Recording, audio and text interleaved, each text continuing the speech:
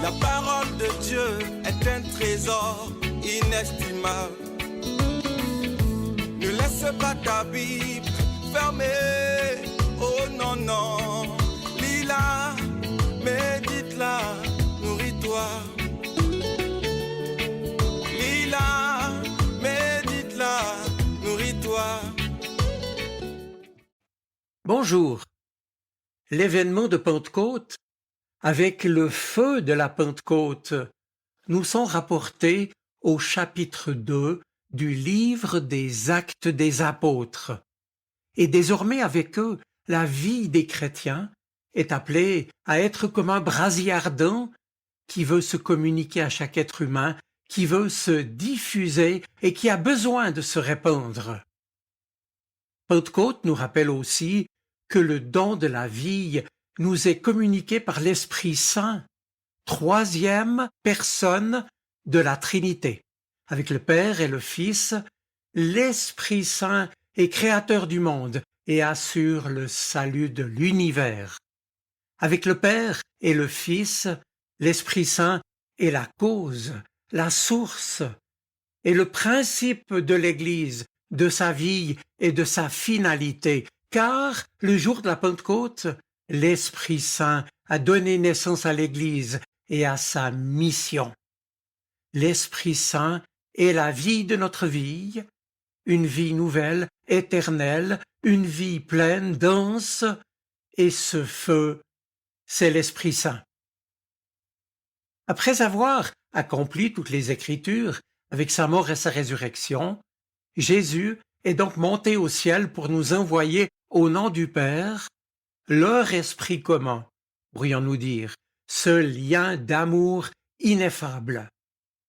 L'esprit qui vient nous donner la lumière pour discerner la volonté de Dieu et la force aussi pour l'accomplir jusqu'au bout, y compris jusqu'au don de notre vie s'il le fallait, pour Jésus-Christ. Maintenant, en relisant le début de la première lettre de Paul aux Corinthiens, qui parle tant du Saint-Esprit, je suis frappé de constater que, lorsqu'il s'adresse à eux, Paul remercie le Seigneur pour leur foi. Et en même temps, il énumère les dons spirituels nés de la présence précisément du Saint-Esprit que les Corinthiens ont reçu. Et voici un extrait de ce texte au début de la lettre. « Je ne cesse de rendre grâce à Dieu à votre sujet, écrit Paul, pour la grâce qu'il vous a donnée dans le Christ Jésus. En lui, vous avez reçu toutes les richesses, toutes celles de la parole et de la connaissance de Dieu. Car le témoignage rendu au Christ s'est établi fermement parmi vous. Ainsi, aucun don de grâce ne vous manque, à vous qui attendez de voir se révéler notre Seigneur Jésus-Christ. C'est lui qui vous fera tenir fermement jusqu'au bout, et vous serez sans reproche, car Dieu est fidèle, lui qui vous a appelé à vivre en communion avec son Fils, Jésus-Christ, notre Seigneur. » Fin de citation. En accueillant en nous l'Esprit Saint, mes amis, chacun de nous reçoit aussi ce que Paul nomme ici toutes les richesses, toutes celles de la parole et de la connaissance de Dieu. Nous n'avons besoin de rien de plus, et c'est aussi le Seigneur, par son Esprit, et lui seul qui, je cite, nous permet de tenir fermement jusqu'au bout. Or, écrivant aux Corinthiens, Paul ne s'adresse pas à des individus disparates, mais bien à une communauté de chrétiens, à l'Église de Corinthe.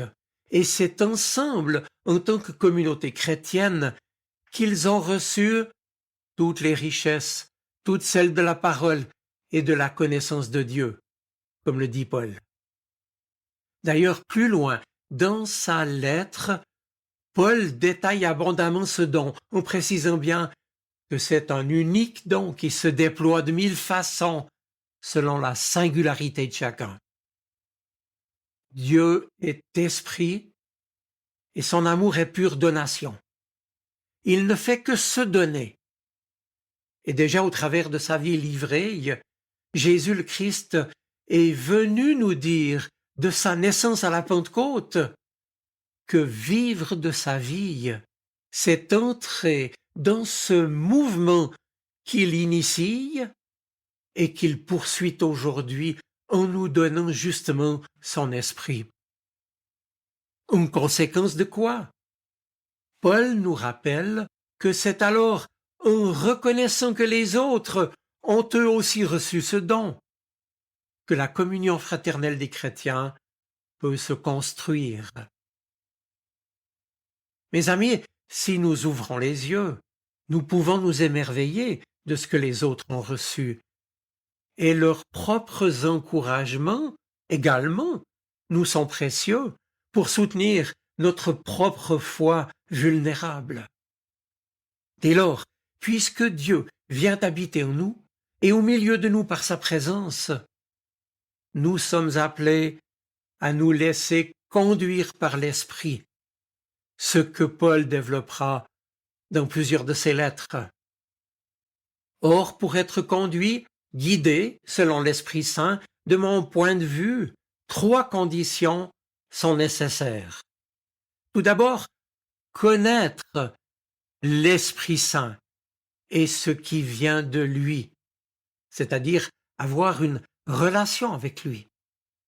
Ensuite, écouter l'Esprit Saint, c'est-à-dire lui faire de la place pour l'accueillir en commençant par faire silence en soi. Enfin, agir avec détermination et promptitude selon ce qui est demandé. Je reprends. Notre connaissance de l'Esprit Saint vient par la lecture de la Bible, que lui-même a inspirée. Elle nous vient parce que l'Esprit Saint nous dit au travers de sa lecture, de sa méditation et de notre prière. Et puis, nous le connaissons, l'Esprit Saint, aussi, bien entendu, par les effets de son action en nous, qui nous apporte sa lumière intérieure, comme une fraîcheur spirituelle, une présence, une fraîcheur, une paix, une douceur, un apaisement, un calme intérieur. Bien entendu, il faut le redire, cet accueil, cette connaissance, demande, exige un cœur ouvert qui écoute, un esprit disponible et non encombré. Et cela demande de faire de la place à celui qui s'adresse à nous et qui ne demande qu'à la prendre cette place en nous pour nous remplir de sa présence. Et concrètement, il s'agit peut-être, tout au long de nos journées, de faire silence, de prier, pour être animé et conduit par l'Esprit Saint, pour vivre avec lui et sous sa direction. Soyez conduits par l'Esprit Saint, guidés par l'Esprit Saint, vivez sous la direction de l'Esprit Saint, dira Paul. Connaître, écouter et enfin agir avec détermination, promptitude et calme pour accomplir ce qui nous est demandé. Il s'agit de mettre en œuvre ce que notre esprit et notre intelligence ont reçu comme lumière et comme certitude de la part de l'Esprit Saint. Ainsi, notre vie ordinaire devient vraiment une histoire sainte, c'est-à-dire riche de la vie même de Dieu. Autrement dit, unie avec le Seigneur, demeurer en lui dans l'humble banalité de l'ordinaire. Or, si notre vie est ordinaire, avec lui, l'ordinaire devient alors extraordinaire, et notre vie est en quelque sorte surélevée, non pas dans nos gestes, dans notre extérieur, mais dans ce que nous vivons intérieurement et qui va donner sens et qualifier notre quotidien et nos actions. La vie prend ainsi une densité insoupçonnée, elle n'est plus banale. La vie se développe alors, se déroule comme une aventure dans laquelle Les événements joyeux ou douloureux ne sont plus simplement subis ou écrasants, déprimants, mais vécus avec et comme le demande le Seigneur, qui suscite notre consentement total et joyeux, paisible et actif. Individuellement et communautairement, ici, sur cette terre, nous sommes ses témoins, et en fin de compte, nous participons au salut du monde et à la réponse de l'attente, souvent angoissée, de nos contemporains autour de nous. Aujourd'hui, dans la puissance de l'Esprit Saint, nous sommes donc, mes amis, envoyés, chacun et chacune, comme témoins, sel et lumière dans le champ de notre vie, pour rendre témoignage au Christ et à l'évangile du salut, la bonne nouvelle de la grâce de Dieu, pour aujourd'hui et pour l'éternité. Je vous souhaite une bonne semaine. Soyez bénis. Amen.